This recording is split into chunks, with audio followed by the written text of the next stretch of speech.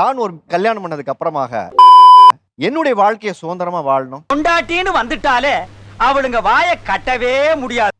நான் பிடிச்ச மாதிரி என் கணவனோட சுதந்திரமா வாழ்க்கையை வாழணும்னு பார்த்தா அம்மாவின் மடியிலேயே தேங்கிவிட்ட சிறந்ததொரு கோயிலும் இல்லை. இந்த தருணத்துல அம்மா பிள்ளையா இருக்காருன்னு கண்டுபிடிச்சிங்க. கஷ்டப்பட்டு பெத்த இந்த வயித்தை டெய்லி மார்னிங்ல இருந்து நைட் என்ன நடக்குதோ எல்லாமே அவங்க அம்மா கிட்ட அப்டேட் பண்ணிடுவாரு. ஏங்க அப்படி இருக்கீங்க நீங்க? ஏதாச்சும் கம்ப்ளைண்ட் பண்ணோம்னா கூட அவங்க அம்மா கிட்ட சொல்லி அவங்க மூலியமா தான் எனக்கு தெரியும். எங்க அம்மா புகழே நிலைத்து இருக்கும். நான் கேட்டாலுமே இல்ல எங்க அம்மா இப்படிதான் செஞ்சாங்க. கண் கலங்க ஆரம்பிச்சிட்டாரு ஃபர்ஸ்ட் நைட்லயா? ஆமா. யாருங்க அந்த வீட்டுக்காரு? உங்க வீட்டுக்காரு அடடா பெரிய சோழர் பரம்பரை. ரொமான்டிக்கா பாட்டு பாடுறது, அவர் கண்ணை பார்த்து பேசுறது, அதெல்லாம் நான் பண்ணுவேன். ஜாலியா இருக்குல்ல? சரி, இன்னைக்கு வந்து ஒரு சேஞ்ச் இருக்கு. இன்னைக்கு சொல்வாரு எங்க ஆயா இதை விட நல்லா பாடுவாங்க. வந்து நான் வெளியே எங்கேயாவது கூப்பிட்டேன்னா வரமாட்டேன், டயர்டா இருக்கு, நான் இப்பதான் வேலைக்கு போயிட்டு வந்தேன், தூங்கணும் அப்படி சொல்லுவாங்க. கூப்பிடுறது காது கேட்கல உனக்கு? ஏன் கேட்கல?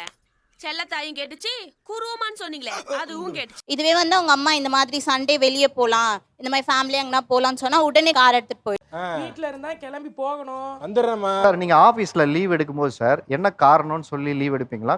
லீவுன்னு சொல்லி லீவ் எடுப்பீங்களா சார்? உங்ககிட்ட கொஞ்சம் பேசணும். அப்புறம் பேசலாம்டா. இல்ல இப்பயே பேசணும். காரணம் சொல்லி எனக்கு வந்து மெடிக்கல் லீவ்னா மெடிக்கல் லீவ் போடுவோம், பர்சனல் ரீசன்னா பர்சனல் ரீசன் போடுவோம் சார். அந்த பர்சனல் என்ன டீடைலா ஆபீஸ்ல சொல்லுவோமா சார்? நாம் யாருக்கு என்ன தீங்கு செய்தோம்? ஏன் சார்? பிகாஸ் பர்சனல், அதான் personal. Your family, it's your personals. அப்புறம் நான் உங்ககிட்ட விளையாட்டா பேசுற புறாடிக்கு நம்பி You have to discuss with your wife, sir. Not discuss with everyone, sir. Not discuss with mother and father all the time, sir. உன்ன மாதிரி அங்கங்க அடமொழி வச்சு வாழ்ற வழியில அவங்க அம்மா கிச்சன்ல வந்த சத்தம் கேட்டோன்னே எழுந்து போ சம அப்படின்ட்டு என்னை எழுப்பி விடுறது. வர்றேன் பூரா மொத்தமா என்னையவே குறி வச்சு வந்தா. வீட்ல தாப்பால் போடக்கூடாது ரூம்ல. ஏன்னா எங்க அம்மா எப்ப வேணாலும் வந்து பாப்பான்னு கூப்பிடுவாங்க, நான் உடனே வெளியில போகணும். சூனாப்பானா சுப்ரீம் கோர்ட்டே வந்தாலும் உன்னை ஒண்ணும் பண்ண முடியாதுடா. எனக்கு இன்னொரு கண்ணு, அம்மா ஒரு கண்ணு. குழந்தை பிறந்ததுக்கு அப்புறம் எனக்கு குழந்தையும் அம்மா தான் எல்லாமே. நீ இருக்க அவ்வளவு அடிக்கணும், அடிப்பே ஆசையா. ஏதாவது நம்ம ஆசையா சமைச்சு வச்சாலுமே நம்ம ஆசையா கேட்போம், நல்லா இருக்கா, இது எப்படி இருக்கு அப்படின்னு கேட்டாலும் இருந்தாலும் எங்க அம்மா செய்யற மாதிரி இல்ல. ஒரு டைம் எங்க அம்மாட்ட எதுக்கும் எப்படி செஞ்சாங்கன்னு கேட்டுக்கோ. இது அம்மா அள்ளி அள்ளி இறக்கிறீங்களே, இதுக்கு பூரா அந்த கையால என்ன கைமாறு பண்ண ஐடி கம்பெனில உங்க ஹெச்ஆர் வந்து இல்ல நாளைக்கு உங்களை ப்ராஜெக்ட் மேனேஜர் வந்து நீங்க செஞ்ச வேலைக்கு பாராட்டினா நல்லா இருக்குமா? பரவாயில்லப்பா அப்படின்னு சொல்லிட்டா நல்லா இருக்குமா? அம்மா செஞ்சதில்ல 99 பாராட்டம், ஒண்ணு நல்லா இல்லைன்னு சொல்றதும் கணக்கு கிடையாது. இங்க மனைவியில 99மே நல்லா இல்ல, ஒன்னாவது ஒழுங்கா சொல்லுங்கன்னா அதையும் கிண்டலா தான் சொல்லுவேன்னு சொல்றீங்களா? அதுதான் இங்க பிரச்சனை. இந்த கதையெல்லாம் எனக்கு சொல்லாதீங்க, நான் போய் யார்ட்டையோ இது கேட்டு தெரிஞ்சு. எஸ் லவ் சார், இந்த சின்ன முடி பிரச்சனைக்காக போயிடக்கூடாது இல்ல.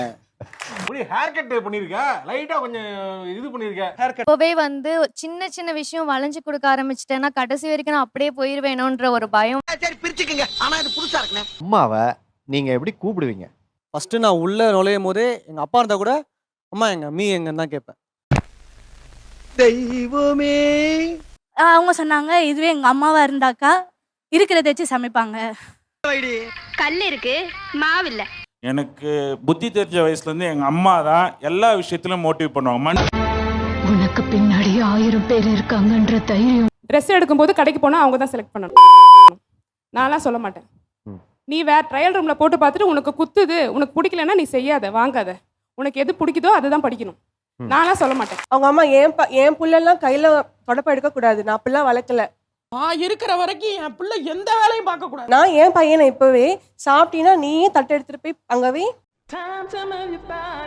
நீயே பெருக்கு, நீ எல்லாமே பண்ணிக்கோ. எனக்கு வேலை பழுது எப்படி இருக்கு தெரியுங்களா? நான் வேலை பார்க்கறோட ப்ரெஷர் என்னன்னு தெரியுங்களா? வெளில போய் சம்பாரிச்சோட கஷ்டம் என்னன்னு தெரியுமா? உங்களுக்கு என்ன வீட்டில் இருக்குன்னு சொல்றீங்கல்ல, நீங்க ஒரு நாள் ஸ்வாப் பண்ணி பாருங்களேன்.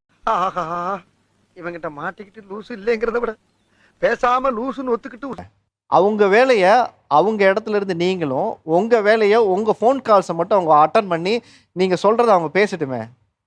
என்னம்மா எல்லாமே முடிச்சிட்டேன். சரி, கொஞ்சம் போயிட்டு வந்து ட்ரெஸ்ஸை மட்டும் துவைச்சறேன். கோயிலுக்கு போறேன், கோயிலுக்கு போயிட்டு அம்மாக்கு உடம்பு சரியில்லை பார்த்துட்டு நைட்டுக்கு தான் வருவேன், ஒரு நாள் நீங்க பாத்துக்கோங்கன்னு சொல்லிட்டு போயிட்டேன். லேசா மஞ்சத்தூள், பெருங்காயம், கொஞ்சோண்டு பெப்பர் இதை மட்டும் போட்டுட்டு கிளறிட்டு இறக்கிட்டேன். நைட்டு வரேன், அவங்க சொன்ன முதல் வார்த்தை நம்மளுக்கு இன்னொரு பாப்பாலாம் வேணாம்டா தங்கம். தேடணும், தேடுனாதான் கிடைக்கும். பொறுமை கிடையாது. போ உனக்கு இங்க போயிரு, எரிச்சலா இருக்கு, போயிரு. பார்த்தாலே கடுப்பா வருது எனக்கு. ஒரு நாள் சமாளிச்சதுக்கு இன்னொரு பாப்பாவே வேணான்னு தோணுதுன்னா அப்ப நாங்க டெய்லி சமாளிக்கிறோம்.